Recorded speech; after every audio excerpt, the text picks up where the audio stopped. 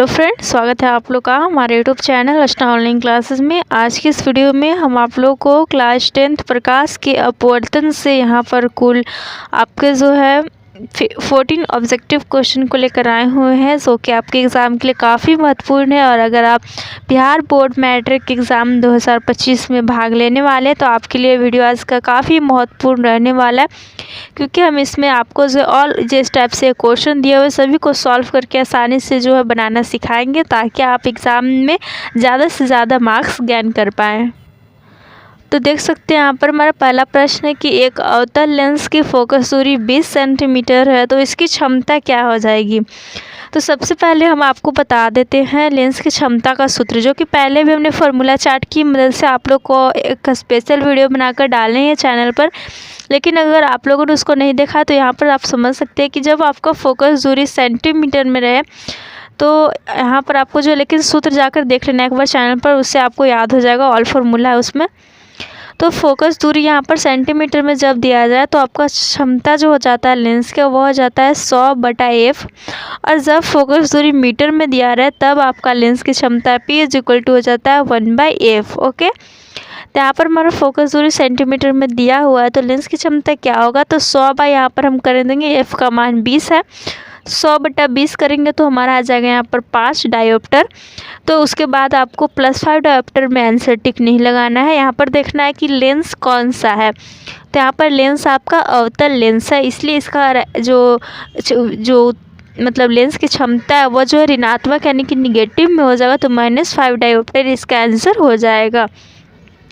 Next आपकी एक lens की क्षमता यहाँ पर दिया हुआ है -5D, तो उसकी फोकस दूरी क्या होगा। तो देख सकते हैं ऑप्शन में यहाँ पर आपको सेंटीमीटर में दिया हुआ है, तो आपको सूत्र यूज करना है ये वाला। तो यहाँ पर हमारा फोकस दूरी पूछ दिया, तो F = हो जाएगा 100/P। ओके, तो P का मान हमारा -5 है, तो 100/-5 क्या हो जाएगा, -20। तो -20 सेंटीमीटर, ऑप्शन बी सही हो जाएगा।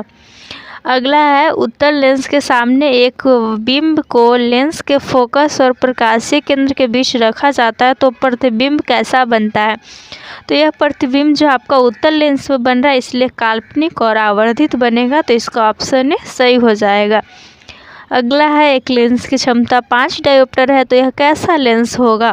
तो फोकस दूरी देख सकते हैं यहाँ पर जिक्र किया गया, तो फोकस दूरी हम इसका डायरेक्ट निकाल लेंगे, मीटर में दिया हुआ है तो 1 कर देंगे, और लेंस की क्षमता 5 है, तो हमारा 0.2 आ गया। ओके, उसके बाद देखना है -0.2 रहेगा तो यह अवतल लेंस में होगा, और प्लस में रहेगा तो उत्तल लेंस में। तो देख सकते हैं ऑप्शन डी यहाँ पर दिया हुआ है 0.2 मीटर फोकस दूरी का उत्तल लेंस, तो यही हमारा जो ऑप्शन डी सही हो जाएगा। अब आगे प्रश्न यहाँ पर कि जब कोई बिंब अनंत पर रहता है तो उत्तल लेंस के द्वारा उसका प्रतिबिंब कहाँ बनता है। तो आपको याद रखना चाहिए जब कोई वस्तु अनंत पर है तो उसका जो प्रतिबिंब है वो फोकस पर बनता है, तो ऑप्शन बी इसका सही हो जाएगा। नेक्स्ट है उत्तल लेंस द्वारा काल्पनिक प्रतिबिंब बनता है जब वस्तु कहाँ होता है, तो जब वस्तु फोकसांतर से कम दूरी पर रहता है, यानी फोकसांतर को आप फोकस दूरी भी कह सकते हैं कि फोकस दूरी से कम दूरी पर रहता है, तो ऑप्शन बी इसका सही हो जाएगा। नेक्स्ट है उत्तल लेंस में बना प्रतिबिंब कैसा होता है, तो उत्तल लेंस में बना प्रतिबिंब होता है उल्टा और सीधा, तो इसलिए इसका ऑप्शन सी सही हो जाएगा। अगला है कि मोटे लेंस की क्षमता पतले लेंस की तुलना में कैसी होती है। तो मोटे लेंस की जो क्षमता पतले लेंस की तुलना में जो कम होती है, तो इसका जो है ऑप्शन बी सही हो जाएगा। तो आई होप आप लोग जो यहाँ पर समझ रहे होंगे क्वेश्चंस को। अगर कुछ भी आपको डाउट रहता है तो आप कमेंट करके पूछ सकते हैं। ओके, तो चलिए अब अगला प्रश्न को देखते हैं, जो कि है कि समान परिस्थितियों में प्रिज्म से गुजरने पर अधिक तरंगदैर्घ्य की प्रकाश किरण का विचलन कम तरंगदैर्घ्य की प्रकाश किरण की अपेक्षा क्या होता है।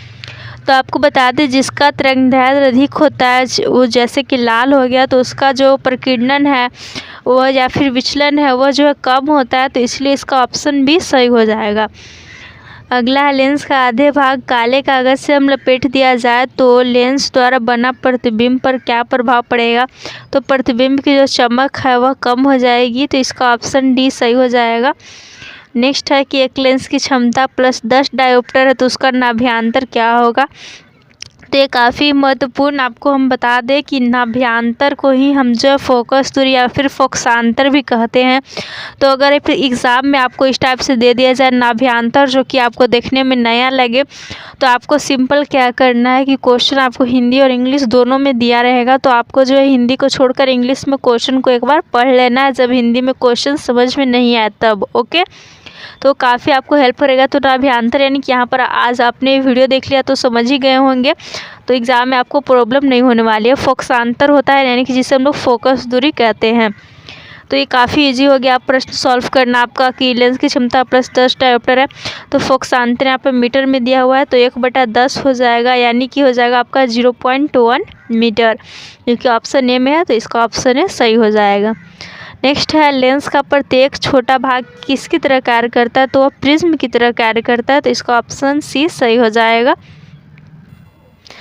अगला प्रश्न है कि किसी उत्तल लेंस के सापेक्ष कोई वस्तु किसी स्थिति पर रख दिया जाए कि उसका वास्तविक उल्टा बराबर आकार का प्रतिबिंब प्राप्त किया जाए।